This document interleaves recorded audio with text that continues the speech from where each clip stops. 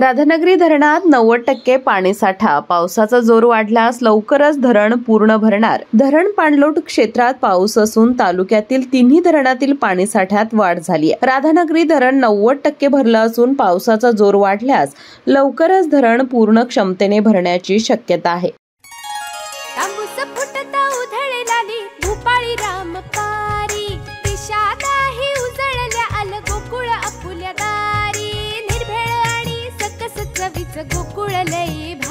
गोकुळची दर्जेदार दुग्ध उत्पादने। गोकुळ, अस्सल चव कोल्हापूरची।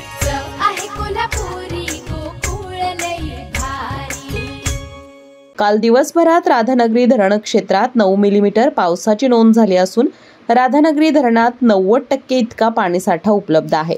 तर दूधगंगा धरणात 72.74% इतका पाणीसाठा असून तुळशी जलाशय 80% भरला आहे। राधानगरी धरण परिसरात जून महिन्यापासून ते 16 जुलैपर्यंत 2825 मिलीमीटर पावसाची नोंद झाली असून गतवर्षी याच तारखेस 1750 मिलीमीटर पावसाची नोंद झाली होती।